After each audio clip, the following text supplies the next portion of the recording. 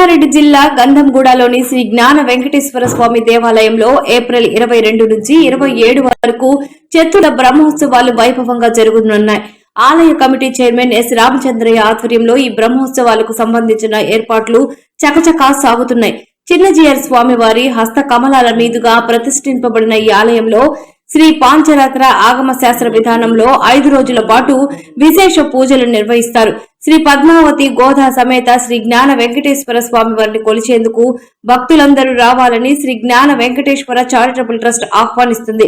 కలయుగ ప్రత్యక్ష దైవం స్వామి వారి కృపకు పాత్రులు కాగలరని భక్తులు పెద్ద ఎత్తున విచ్చేసి బ్రహ్మోత్సవాలను విజయవంతం చేయాలని కోరారు.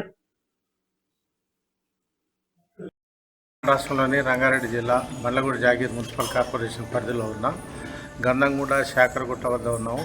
ప్రత్యేకించి ఇక్కడ అత్యంత ఆహ్లాదకరమైన ఆధ్యాత్మిక వాతావరణంలో నిర్మించబడ్డ శ్రీ శ్రీ శ్రీ జ్ఞాన వెంకటేశ్వర స్వామి దేవాలయం సంబంధించి 4వ వార్షికోత్సవాలు ఈ నెల అంటే ఏప్రిల్ 22వ తేదీ నుంచి ఏప్రిల్ 27వ తేదీ వరకు 6 రోజుల పాటు నిర్విఘ్నంగా సాగనున్నాయి. ఈ నేపథ్యంలో ఇక్కడి ఉత్సవాలకు సంబంధించి ఇక్కడ మనకు పూజారి గారు ఉన్నారు. చెప్పండి పూజారి గారు, ఇక్కడ ఏం చేస్తలేదు బ్రహ్మోత్సవాలు? జై శ్రీమన్నారాయణ. అందరికి కూడా జై శ్రీమన్నారాయణ. శ్రీ శ్రీ త్రిదండి చిన్న శ్రీమన్నారాయణ రామానుజ జీయర్ స్వామి మంగళాశాసనంతో మన శాకరగుట్ట శ్రీ జ్ఞాన వెంకటేశ్వర స్వామి దేవాలయంలో చతుర్థ వార్షిక బ్రహ్మోత్సవం ప్రారంభమవుతుంది. తేదీ 22/4/2026 నుండి ప్రారంభించుకొని తేదీ 27/4/2026 వరకు బుధవారం నుండి సోమవారం వరకు చతుర్థ వార్షిక బ్రహ్మోత్సవాలు ప్రారంభమవుతున్నాయి. వివిధ కార్యక్రమాలు జరుగుతాయి. చక్కగా స్వామికి అనేక కోటి బ్రహ్మాండ నాయకుడు ఆ శ్రీ జ్ఞాన వెంకటేశ్వర స్వామికి అత్యంత వైభోగంగా కళ్యాణోత్సవం జరుగుతుంది. చక్కగా ఉదయము సాయంత్రం కూడా వివిధ హోమాలు జరుగుతాయి. నిత్య పూర్ణాహుతి ఉంటుంది. బలిక్రమణ తీర్థప్రసాద గోష్ఠి కూడా 27 వరకు జరుగుతుంది. చక్కగా 23 రోజున ఉదయము ధ్వజారోహణ కార్యక్రమం ఉంటుంది. సంతానార్థులకి వివిధమైనటువంటి హోమాన్ని జరుపుకొని అనంతరము సంతానార్థులకి వివాహార్థులకి గరుడ ప్రసాదాన్ని కూడా అందజేస్తారు. చక్కగా ప్రజలందరూ కూడా ఈ జ్ఞాన వెంకటేశ్వర స్వామి సన్నిధికి రావాల్సిందిగా మనవి. జై శ్రీమన్నారాయణ. అంటే ఇప్పుడు ఈ పూజలకు సంబంధించి ఇక్కడ అంటే నిరంతరం ఎలాంటి పూజలు జరుగుతుంది? చక్కగా స్వామికి ఉదయాన్నే సుప్రభాత సేవతో ప్రారంభించుకొని చక్కగా స్వామికి తీర్థప్రసాద గోష్ఠి ప్రారంభించుకొని దాని తర్వాత యాగశాలలో నిత్యము ద్వారతోరణ ధ్వజకుంభారాధనలు జరుగుతాయి. దాని అనంతరము మూలమంత్ర మూర్తిమంత్ర హవనాలు జరుగుతాయి. దాని అనంతరము నిత్య పూర్ణాహుతి బలిహరణ కార్యక్రమాన్ని జరుగుతాయి. సాయంత్రము 6 గంటల ప్రాంతంలో సామూహిక విష్ణు సహస్రనామ పారాయణ, యాగశాలలో నిత్య పూర్ణాహుతి. దీంతో పాటుగా నిత్యము వివిధ వాహనాలతో స్వామి మనందరికీ కూడా దర్శనాన్ని ఇస్తారు. చక్కగా వాహన సేవ ఉంటుంది. కళ్యాణ దివసం నాడు సాయంత్రం గరుడ వాహన సేవ ఉంటుంది. చక్కగా వివిధ వాహన సేవలతో ఈ చతుర్థ వార్షిక బ్రహ్మోత్సవాన్ని దిగ్విజయం చేసుకుంటున్నాడు ఆ జ్ఞాన వెంకటేశ్వర స్వామి. అంటే ఇప్పుడు మనకు తిరుమల తరహా ఉత్సవాలు కావచ్చు, బ్రహ్మోత్సవాలు ఇక్కడ జరిగే అవకాశం ఉంది? తిరుపతి దేవస్థానంలో ఎలాంటి సుప్రభాత నుండి ఏకాంత సేవ వరకు ఎలాంటి జరుగుతాయో అలానే చక్కగా స్వామికి వివిధ వాహనాల దగ్గర నుండి చక్కగా సాయంత్రం కూడా దర్శిస్తారు. చక్కగా వాహన సేవంగా గుడి ప్రాంగణం బయటికి వచ్చి స్వామి మాలవీధుల ఎందు తిరుగుతూ ఒక మారు మళ్ళీ సన్నిధికి వస్తూ ఉంటారు. నిత్యము సాయంత్రం కూడా వివిధ వాహనాలతో చక్కగా స్వామి దర్శిస్తూ ఉంటారు. దీనితో పాటుగా చక్కగా స్వామికి 27వ నాడు చక్కగా రాత్రి మన తిరుపతి దేవస్థానంలో ఎలాంటి ఏకాంత సేవ చేస్తారో స్వామిని ఉయ్యాలలో ధ్రువబేరాన్ని నిక్షింపజేసుకుని క్షీర నివేదన చేసి చక్కగా జోల పాటలతో స్వామిని నిద్రోంచుస్తారు. చక్కగా ఇలాంటి కార్యక్రమాలు మరి ఎప్పుడూ కూడా జరిగేటువంటి విధంగా అంగరంగ వైభవంగా ఈ జ్ఞాన వెంకటేశ్వర స్వామి చతుర్థ వార్షిక బ్రహ్మోత్సవాలు దిగ్విజయంగా ప్రారంభం చేసుకుంటున్నాము. మనం అంటే 4వ వార్షికోత్సవం సందర్భంగా సమస్త భక్తులకు మీరేం అప్పీల్ చేస్తారు? ప్రజలందరికీ కూడా విజ్ఞప్తి, చక్కగా ఉండేటువంటి దేవాలయాలలో ఆ తిరుపతి స్వామి కైంకర్యాన్ని దిగ్విజయం చేసుకోవాలి అంటే అంత దూరంకి మనము వెళ్ళేటువంటి స్తోమత లేని వాళ్ళు ఉంటారు, శరీరము సహకరించనటువంటి వాళ్ళు అందరూ కూడా ఉంటారు. కాబట్టి అక్కడ ఎలాంటి సేవలు జరుగుతాయో మన జ్ఞాన వెంకటేశ్వర స్వామి సన్నిధిలో కూడా అలాంటి సేవలే జరుగుతాయి. కాబట్టి ఇక్కడికి వచ్చి హోమంలో తీర్థప్రసాదాన్ని తీసుకొని ఆ భగవంతుడి కైంకర్యానికి పాల్గొవాల్సిందిగా భక్తులందరినీ కూడా ప్రార్థిస్తున్నాను. అంటే ఇక్కడ ఏమన్నా మన తిరుమల భక్తులు 4వ బ్రహ్మోత్సవాలు ఎవరన్నా వస్తున్నారా? తిరుమల తిరుపతి నుండి వచ్చేటువంటి వారు అలంకరణ స్వాములు వస్తున్నారు.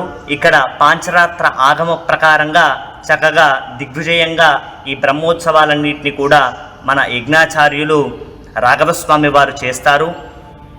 ప్రధాన అర్చకులు పవన్ కుమారాచార్యులు కలిసి చక్కగా ఈ చతుర్థ వార్షిక బ్రహ్మోత్సవాన్ని దిగ్విజయం చేస్తారండి. అంగరంగ వైభవంగా హోమాన్ని జరుగుతాయి. ఇక్కడ మనకి ఈ ఆలయంలో ఇంకా ఏ దేవతామూర్తులు ఉన్నారు? ఈ ఆలయంలో ముందుకు ప్రారంభంగా తీసుకుంటే మన తిరుమల తిరుపతి దేవస్థానంలో ముందు వరాహస్వామిని సేవించాలి అని చెప్పి ప్రార్థన చేసుకుంటారు. మన శాకర గుట్ట పైన చక్కగా ముందు హనుమంతుణ్ణి దర్శనం చేసుకొని హనుమంతుని తర్వాత చక్కగా పద్మావతి గోదా సమేత శ్రీ జ్ఞాన వెంకటేశ్వర స్వామిని దర్శనం చేసుకుంటాము. మరికొద్ది మాసాలలో చక్కగా శివాలయాన్ని కూడా మనము ఇక్కడ ఆరంభం చేసుకునేటువంటి ప్రతిష్ట చేసుకునేటువంటి ముహూర్తం కూడా చక్కగా ఉంది. చక్కగా భక్తులందరూ కూడా ఈ చల్లనేటువంటి ఈ గుట్ట ప్రాంతానికి వచ్చి కుటుంబ సమేతంగా చక్కగా స్వామి దగ్గరికి వచ్చి సేవను చేసుకోవడం ద్వారా అందరికి కూడా వివిధమైనటువంటి ఏ కోరికలు ఉన్నా కానీ ఆ కోరికలన్నింటినీ కూడా నెరవేరుతూ ఉంటాయి. సంతానార్థులకి చక్కగా సంతానం కలుగుతుంది. వివాహ ఉద్యోగాలు ఎవరికైనా కావాలి అన్నా కానీ ఇక్కడ దర్శనం చేసుకోవడం ద్వారా వివాహ ఉద్యోగాలు కూడా చక్కగా నెరవేరుతాయి అని చెప్పి భక్తులందరూ కూడా చక్కగా చెప్పారండి. వచ్చిన వారందరికీ కూడా కోరిన కోరికలన్నింటినీ కూడా ఆ జ్ఞాన వెంకటేశ్వర స్వామి అందిస్తూ ఉన్నారు. చక్కగా చతుర్థ వార్షిక బ్రహ్మోత్సవాన్ని అందరం కూడా భక్తులందరం కూడా మనందరం కూడా కలిసి ఈ చక్కగా చతుర్థ వార్షిక బ్రహ్మోత్సవాన్ని దిగ్విజయం చేయాలని చెప్పి భక్తులందరినీ కూడా మనవి చేసుకుంటున్నాను. అంటే ఈ బ్రహ్మోత్సవాల చతుర్థ వార్షికోత్సవం కాకుండా తిరుమల తరహాలో మళ్ళీ ఇంకో బ్రహ్మోత్సవం ఉంటుంది ఇక్కడ? అలా ఉండదండి. దీంతో పాటుగా ఎలా అంటే స్వామి నక్షత్రపూర్వకంగా తీసుకొని నక్షత్రపూర్వకంగా జరిగేటువంటి ఈ క్రతువు కాబట్టి ఇక్కడ మనం ప్రతిష్టాపన చేసుకున్నటువంటి ముహూర్తాన్ని ఈ బ్రహ్మోత్సవం చేసుకుంటాము. మళ్ళీ 6 మాసాలకి పవిత్రోత్సవాల కార్యక్రమాన్ని చేసుకుంటాము. చక్కగా ధనుమాస విశేషంలో ధనుమాస కార్యక్రమాన్ని దిగ్విజయంగా ప్రతి మాసము కూడా చక్కగా స్వామికి నక్షత్ర ప్రకారంగా శ్రవణ నక్షత్రం రోజు చక్కగా స్వామివారికి పంచామృత అభిషేకం చక్కగా ఉంటుంది. నిత్యము కూడా ప్రతిరోజు కూడా ప్రతి నిత్యం కూడా ఉదయము 6 గంటల ప్రాంతంలో సుప్రభాత సేవ నుండి రాత్రి 8 గంటలన్నర ప్రాంతంలో ఏకాంత సేవ నిత్యము కూడా 365 రోజులు కూడా స్వామికి నిత్యము తిరుపతి ఆర్జిత సేవలు ఎలా జరుగుతాయో మన జ్ఞాన వెంకటేశ్వర స్వామి కూడా అలానే జరుగుతాయి. ప్రత్యేకంగా చతుర్థ వార్షికము అంటే 3 బ్రహ్మోత్సవాల్ని పూర్తి చేసుకొని 3 సంవత్సరాలని ఇది 4వ సంవత్సరంలోకి అడుగు పెడుతున్నాం. కాబట్టి ఆ వైశాఖ శుద్ధ నాడు ప్రారంభం చేసుకొని వైశాఖ మాసంలో వచ్చేటువంటి మన ఉగాది తర్వాత వచ్చేటువంటి మాసం ఉంది కదా, ఇది వైశాఖ మాసము. ఈ వైశాఖ మాసంలో చక్కగా ఈ జ్ఞాన వెంకటేశ్వర స్వామికి చతుర్థ వార్షిక బ్రహ్మోత్సవాన్ని ఈ మాసంతో మనం ప్రారంభం చేసుకుంటున్నాము. దీని అనంతరము కూడా చక్కగా 6 మాసాలకి పవిత్రోత్సవ కార్యక్రమాలు ఉంటాయి. పవిత్రోత్సవంలో ఉండేటువంటి భక్తులందరూ కూడా తెలియకుండా చేసేటువంటి క్రతువులతో భగవంతుడిని దర్శనం చేసుకుంటారు కదా, అవన్నీ కూడా పోయి భగవంతుడి శక్తిని పెంపొందించేటువంటి కార్యక్రమాలు జరుగుతాయి. 12 నెలలు కూడా చక్కగా జరిగేటువంటి ఆరాధనలో ఉండేటువంటి దోషమున్నా కానీ, పువ్వులలో దోషమున్నా కానీ, పళ్ళల్లో దోషమున్నా కానీ గుడికి వచ్చేటువంటి ప్రజలందరూ కూడా అర్చకులు కానీ మనసులో ఒక స్వభావం పెట్టుకోవడం ఉండడం ద్వారా అలాంటి అన్నీ కూడా భగవంతుడికి ఉండేటువంటి శక్తి కూడా తగ్గుతూ ఉంటుంది. అవన్నిటినీ కూడా పెంపొందించడానికి జరిగేటువంటి క్రతువు ఈ బ్రహ్మోత్సవము. భక్తులందరూ కూడా దీన్ని దిగ్విజయంగా సకాలంలో భక్తులందరూ కూడా మన జ్ఞాన వెంకటేశ్వర స్వామి సన్నిధికి వచ్చి అందరూ కూడా వచ్చేటువంటి ప్రయత్నం చేయండి. జై శ్రీమన్నారాయణ.